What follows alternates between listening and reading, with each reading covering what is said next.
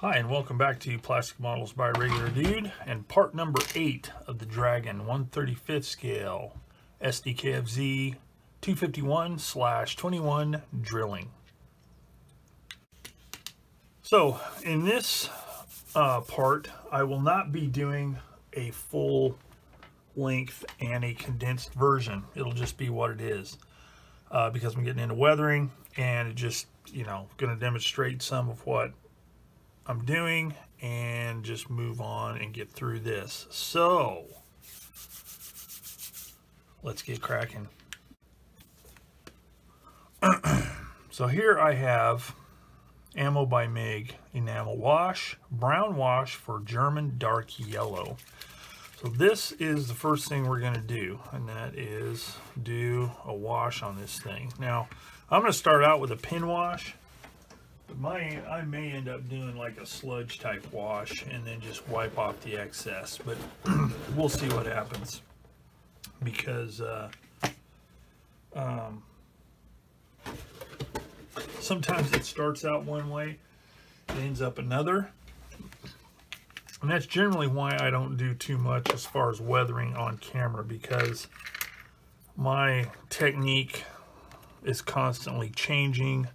I don't really stick with one thing, it just goes all over the place. So I'll get going here a little bit and then see how this goes along. So first thing I'm going to do is I'm going to do a little bit on the inside. And it's funny because this kit has been going for such a while that I can't remember if I've done anything on the interior of this thing yet. I don't think I have. But basically I'm just doing a pin wash.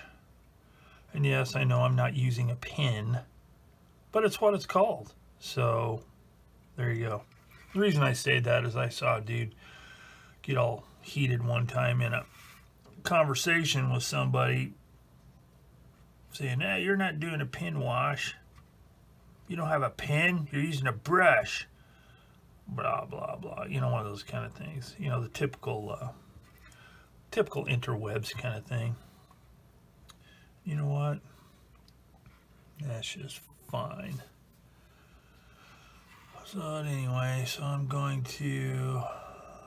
Now the interior here is not going to be very visible because the gun and mount take up a lot of room. They really fill in. So I'm gonna try and do what I gotta do here, but I'm not gonna get real crazy and be too particular about how everything turns out in here, just because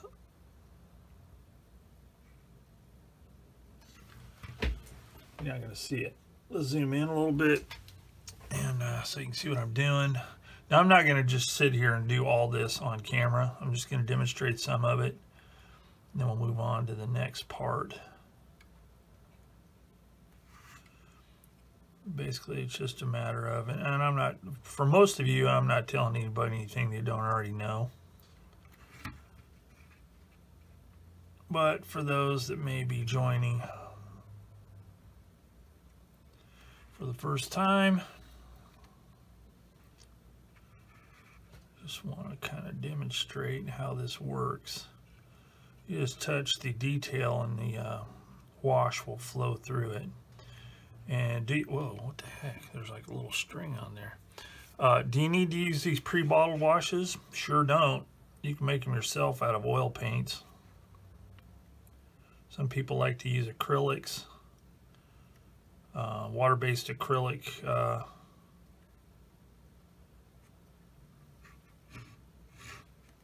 washes. I have never been able to use those, so I stick with these because they seem to flow a lot better and work a lot better with the way I like to do things. So it's just a matter of what we're trying to do here is bring out the detail, the highlights of the detail. See, those lines are a lot more visible than they were before. Now, is it realistic? I don't know, maybe not necessarily, but just to be able to see some of the detail that we have so painstakingly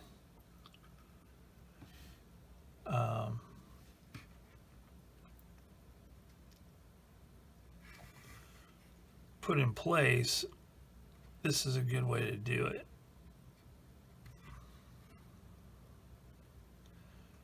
All right, so you kind of get the idea. So I'm going to go ahead and work some more on this interior, then we'll come back and start working on exterior parts.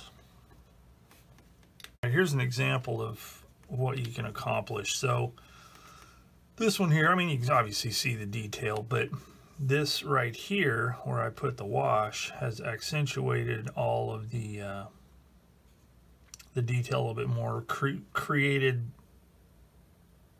a little bit more false shadows, as it were. So that just kind of gives you an idea. And then once you get the other elements of weathering in place, like dust and dirt and mud, if you're doing mud, it just kind of helps to keep the detail intact and just give it a little more pop, as they say. And every once in a while, with these pre-mixed washes, or even if you make your own washes in a little cup or something, it's always best to give them a shake or a stir every once in a while, because the pigments and stuff, the solids, will settle in pretty short order. And then your wash just starts looking like, you know, not very good. Okay, same thing here.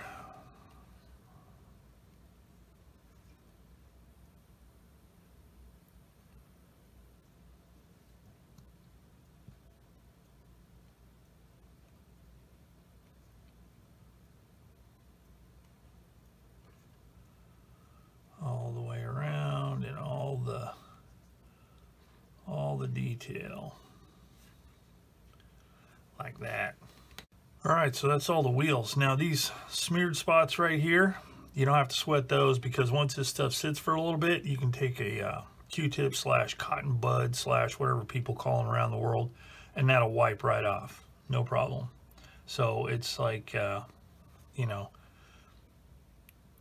if something looks like you made a mistake, don't worry about it, because it'll wipe off. And I think what I'm going to do here, so I'm going to do this as a pin wash on this side, and the other side I'm going to do a sludge wash. We're going to see what the difference is, because worst case scenario, it looks like really uneven, and I'll have to do a sludge wash on this side. So we'll call it kind of an experiment. See the difference between this and this? I mean, you can see the gaps between the hinges there, the chain and the lock and all that stuff inside of here just is a lot more visible just by doing this wash. And here's the thing, like I said, you know, even with the models I build, I never really do the same. I mean, there's certain elements that I do all the time, like washes and stuff like that, but there is, people try and make this formulaic, like, you know, you do this, then you do this, then you do this, then you do this. And I've tried that, and it's just, it's impossible, because each kit is going to have its own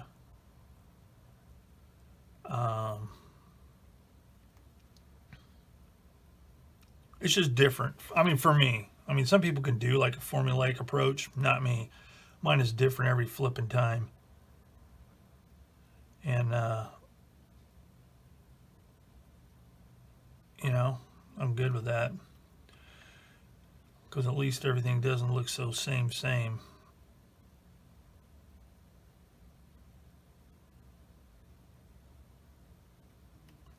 All right, so I'll just continue on with this side, and then we'll pop over to the other side and do a what's called a sludge wash, and I'll explain that. All right, so what I've done here is I've pin washed the stuff on this side, front, back, top, and sides. So now I'm going to sludge wash this side. And just for the sake of information, I think these terms pin wash and sludge wash and stuff like that are relatively, not brand new, but relatively new phrases, new terminology, whatever you want to call it. Because back in the old days, when I was much younger, people just referred to what we're doing here as a wash. And a lot of times a wash was just applied like I'm getting ready to show you, and then just wiped off, which I'll also demonstrate, leaving deposits in any detail of the wash to accentuate the detail. So, I mean, I don't know, maybe somebody out there in YouTube land knows when pin washes and sludge washes and all that became a thing. And I'm not saying there's anything wrong with it. I'm not saying that's, you know, incorrect or anything. It's just, you know, because things evolve over time. It's just what I'm getting ready to show you is the way it used to be done. And yeah, so just a little bit of useful information for you. So I'm taking a wider brush, putting it on the old brush there, and then just doing this. And you're probably thinking, oh my word, what are you doing? Well, what some people like to refer to as a sludge wash. Now here's something to consider and to remember. This stuff will wipe off. And as long as you're not using enamel paints to paint your whole kit, you don't have to worry about this stuff reacting with your paint. Doesn't matter if it's an acrylic-based lacquer, a water-based acrylic, an alcohol-based acrylic. So in other words, stuff like MRP or SMS for the lacquers, or oh crikey, Vallejo, AK, stuff like that for water-based acrylics. This is not going to affect them in any way. And the nice thing is, it'll all wipe off quite easily. So just do this, same on the front. And the other nice thing is too, is like when I get done here, all this is going to be homogeneous. It's not going to look like a stripe down the middle. That's the beauty of this stuff. Now, where you might run into trouble is if you have a really super flat paint, like the Tamiya XF series, because that stuff will really soak up washes and it will stain the plastic, or it will stain the finish, I should say. So that's something to consider as well. Best thing you can do is just experiment, find stuff that you like, and you know, just try different things. Okay, and then lastly,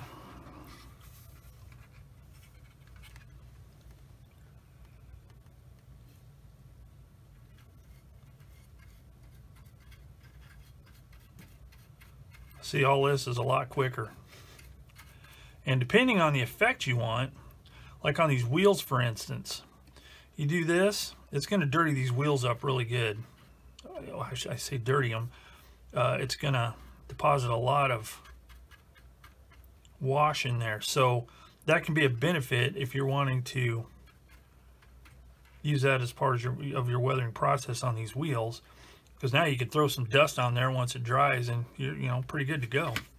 So anyway, as you can see, it's darkened it up. and everything else. But again, a lot of that's going to wipe off.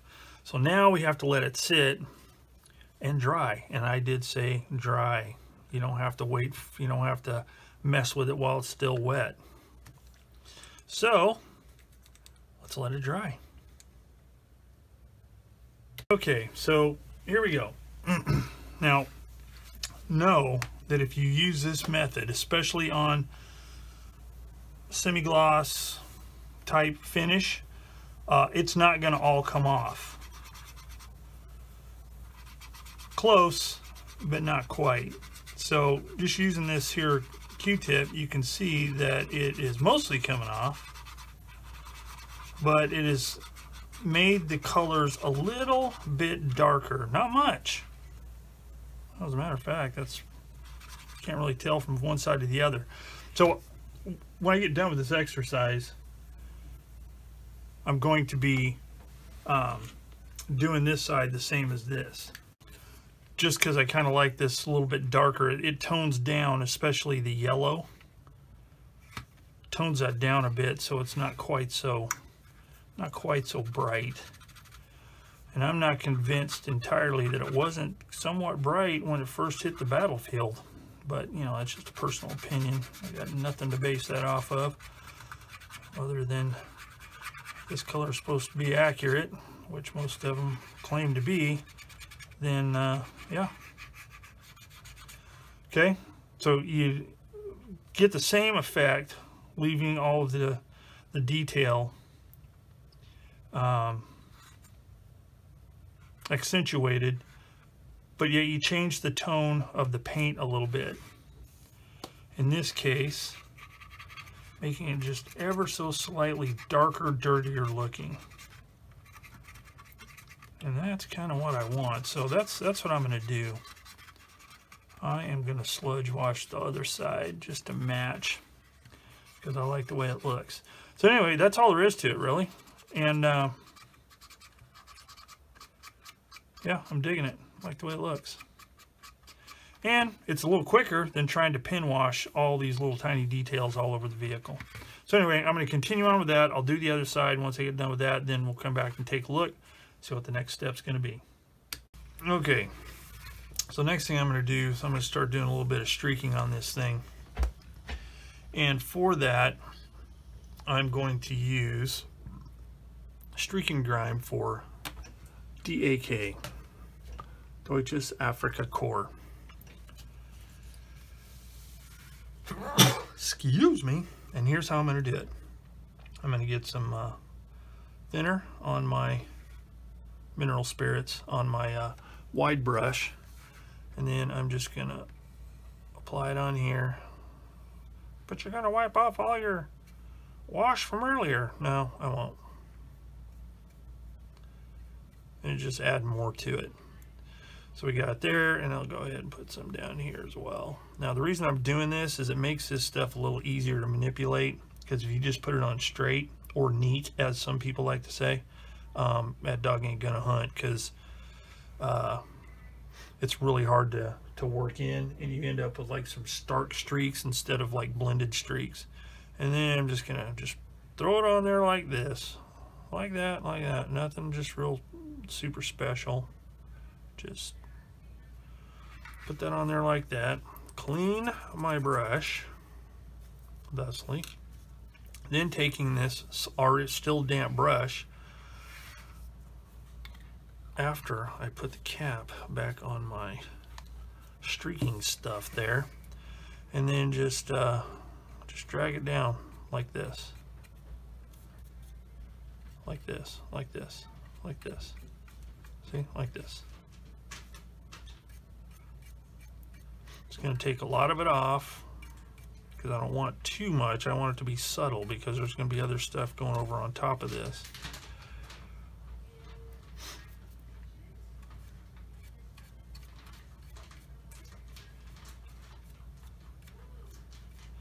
And again, once this stuff dries, if it looks like it's too much, it's just a matter of cleaning it off with mineral spirits.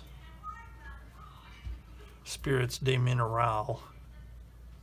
That's French for mineral spirits. I'm kidding. All right, and then do it here as well.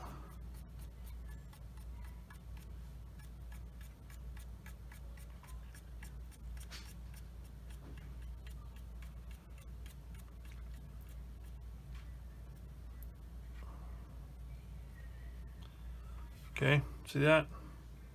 All right, so we'll see how that looks. Now remember, again, it is going to have other stuff on top of it. So if it looks a little bit stark, not to worry, because it's going to be blended in.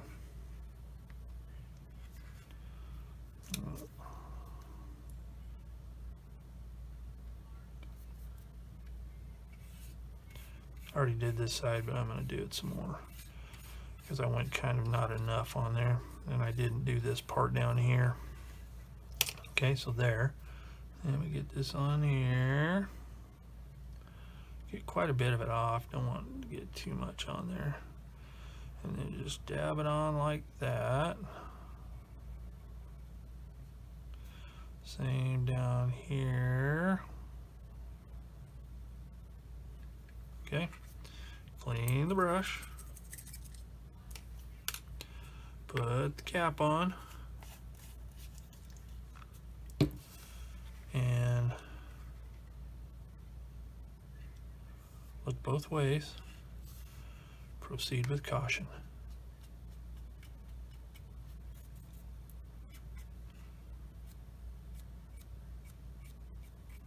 Yeah, it's a little better.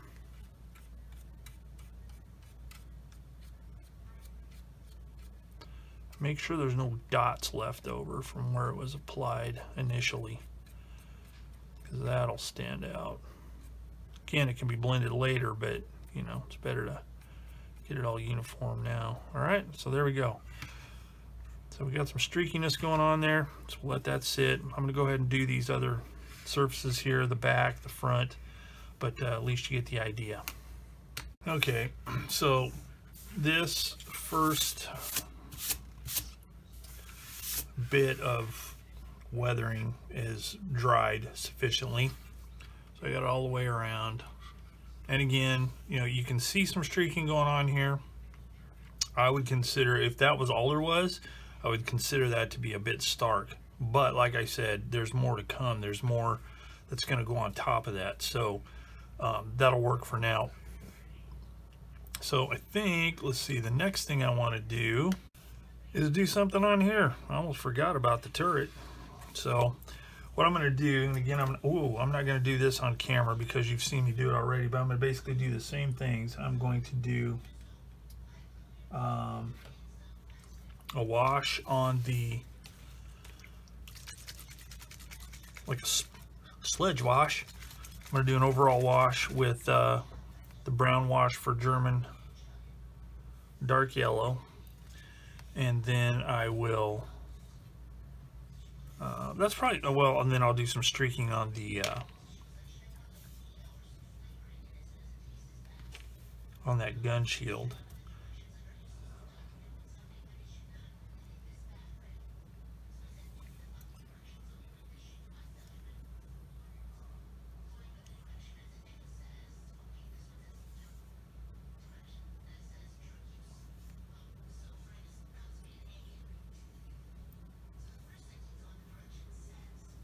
All right, next thing I'm going to do is I'm going to use some Alptitling dark mud, small brush, put some of the dark mud on here, and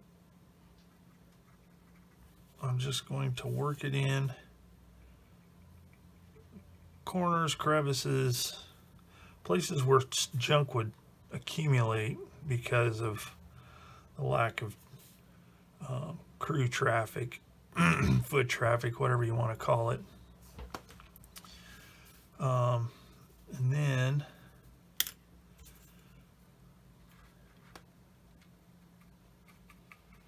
I'm going to kind of smooth it out.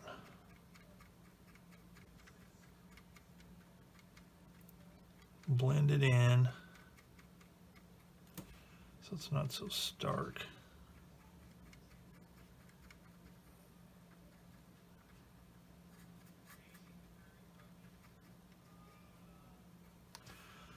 like that. I just want to darken these edges up.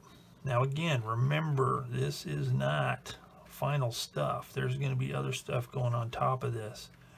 So any starkness is going to be toned down. See, I'd put some right there. And you can see the difference between that one and that one. This one just looks a little dirtier and a little more weathered looking. So we're going to do the same thing over here.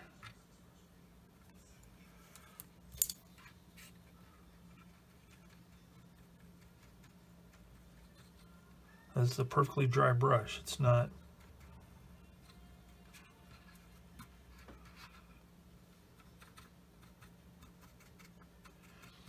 And again, since these are oils, if you get too much on there, you can always rub some of it away with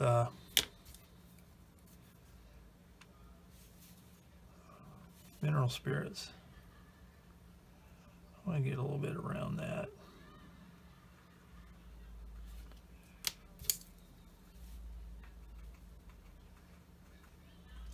I think this particular type of brush, I think it's called a filbert. I mean, this one's kind of worn out, but it's pretty flat, thin normally, with kind of a rounded tip on it. And it's pretty good for doing stuff like this.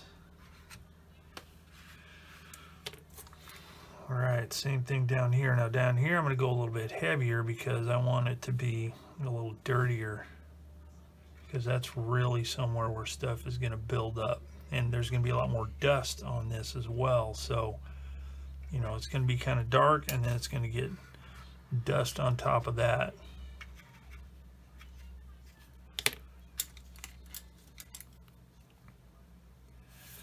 And the wonderful thing about weathering, you can pick and choose how much you're willing to do, because there are some people that will put layer upon layer upon layer of stuff.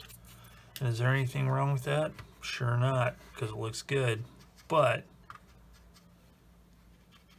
is it necessary? Well, it depends on what you want, how much time you want to spend, and what you want it to look like. Okay, so there we go. I like that. Looking pretty groovy.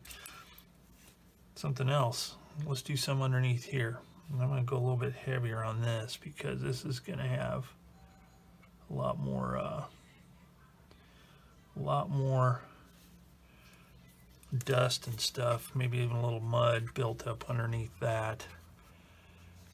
Man, I hope I'm staying in frame here. Yeah, we're okay.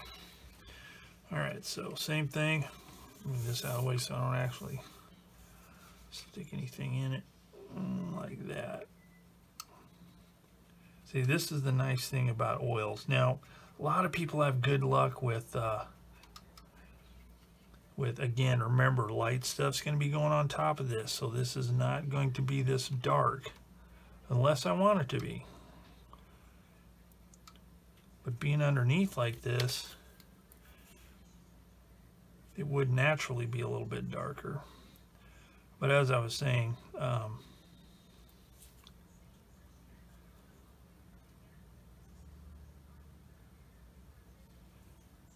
there we go.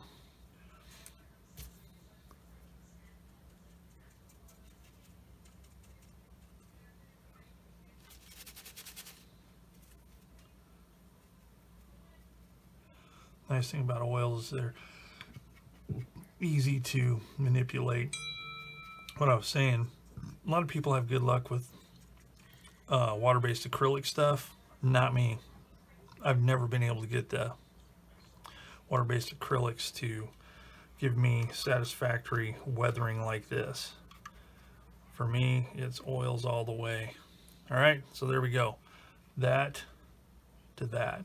Again, that's just the first layer on that. All right, well, I forgot to video this part, and it always happens whenever I'm doing weathering. If I get going and I'm doing things differently and I forget. What I did was I took some of this dark earth, tapped that all underneath there, then using this Wilder fixer. I wet it all, then I took some light sienna and sprinkled on top of that, and then I just kind of just knock it off.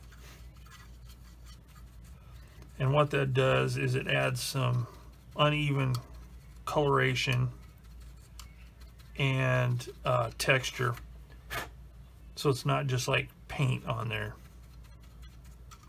Okay, it looks like it's built up crud.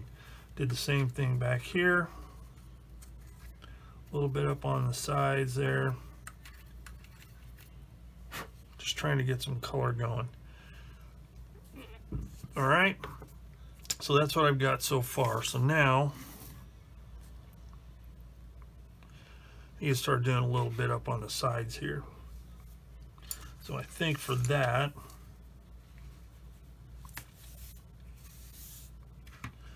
I'm going to use my light mud and dark mud from Advertising 502 and kind of do the same thing I did before. Now, I don't know what you'd call this. I don't really pay attention to what techniques are called, or if I do, I generally forget what they are. But what I'm going to do is I'm going to put a little bit of both of these on my card here.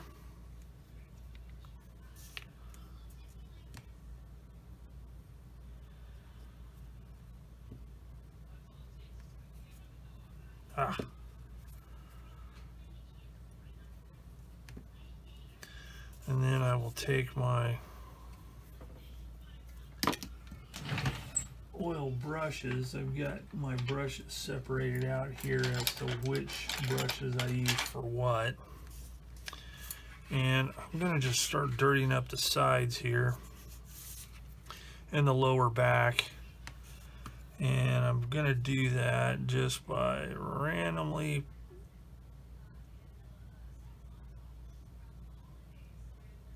poking these dots on here.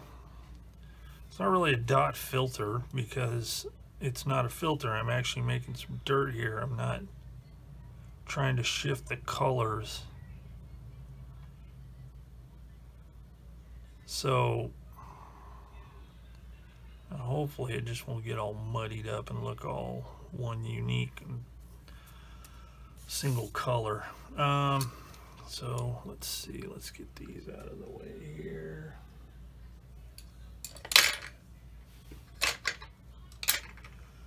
And then I'm going to use that same brush I used before. This worn out brush here to kind of stipple this on here.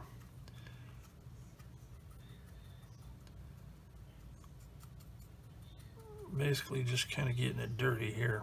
Now remember, I've already done the streaking part, so I'm not going to be doing any more streaking. Yeah, that's working. I'm cool with that. Just getting it dirty.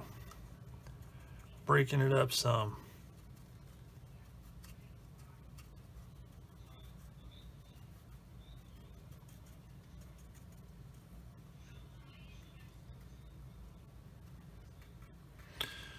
All right, so we got that. So I'm going to do the same thing on the back, on this side, on the front, with the darker colors more down on the bottom here. I've already done some, but just to get it kind of dirtied up looking, you know,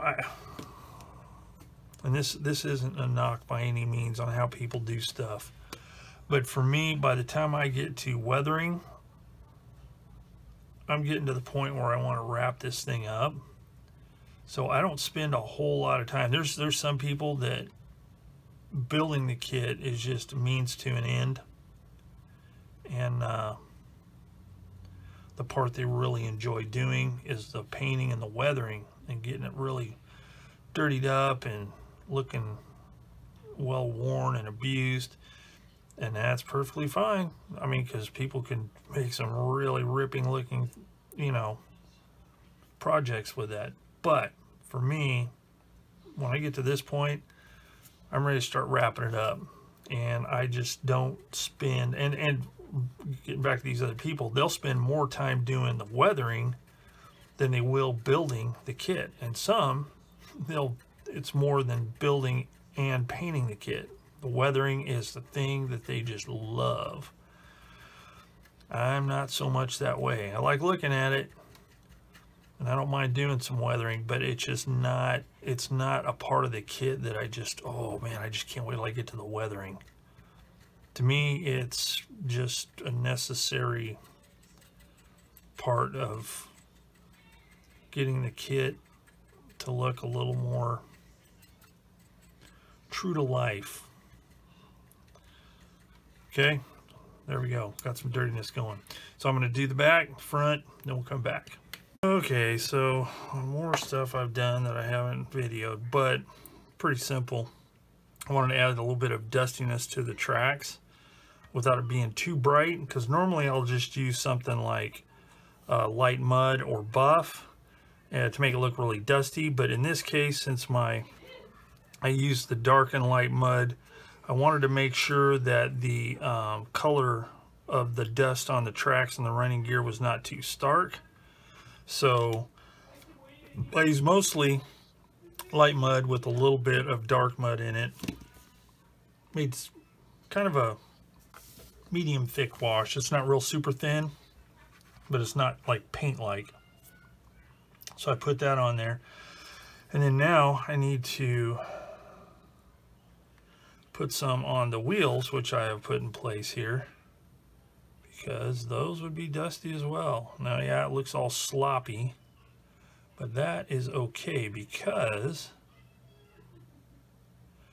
I'm going to wipe some of that off so it stays just in the detail and just leaves some little bit of staining around it, because I want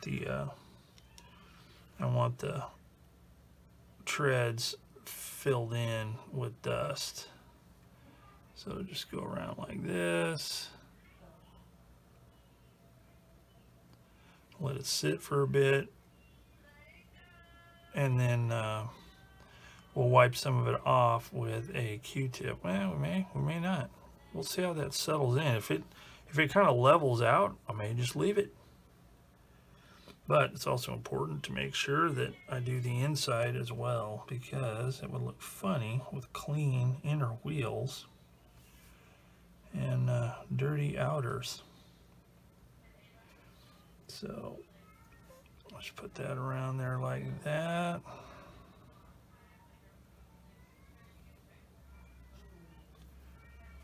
All right, there it is. So now we just need to let it dry. Yeah, I'll have to wipe some of that off because it looks like it's puddling up and stuff, but that will be fine. All right, so I've got all the oil work done I'm going to do, so I'm going to let this sit at least overnight. And the last thing I'm going to do is I'm going to spray some a light dust coat, mainly around lower surfaces with a little slight dusting on the top. And yeah, that'll be close to being wrapped up. So I'll be back in a few. Well, it'll be a few to you, but it'll be overnight for me, so I can let this dry good. All right, so I sprayed a very light dusting of, you probably can't even tell on camera because it's pretty subtle, but a light dusting of Tamiya XF57 buff, which I like to use for dust. And it kind of toned down the starkness of the colors. So that is that. And that's the end of part 8 of the Dragon 1/35 scale SdKfz 251/21 drilling. So next video, I'll kind of do a wrap up about the kit as a whole.